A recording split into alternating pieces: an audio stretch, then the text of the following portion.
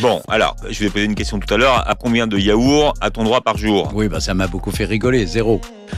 Parce que le yaourt est un aliment extrêmement acide. Bon, déjà, on va voir le pH d'un produit, ça traduit son acidité. Si c'est en dessous de 7, on dit que le produit, il est acide. Et puis si c'est au-dessus de 7, on dit que le produit est basique ou alcalin. Alors oui, le yaourt, il a un pH de 4,5, donc les fruits aussi, ils seraient extrêmement acides, pourtant ils sont jugés top pour la santé. Donc, le yaourt est une invention qui n'est pas une invention utile pour l'organisme humain. Tiens, on a plein d'études sur les avantages des laitages fermentés, notamment par les probiotiques qu'ils apportent pour soutenir notre microbiote intestinal, dont cette grande étude dont le financement était libre et assuré par l'Université de Genève. L'essentiel, c'est fromage et crème.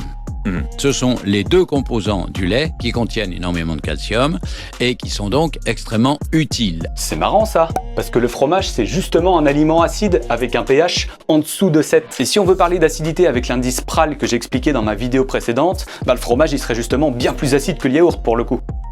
Bon, on peut manger du fromage toute la journée alors? Non, que le matin.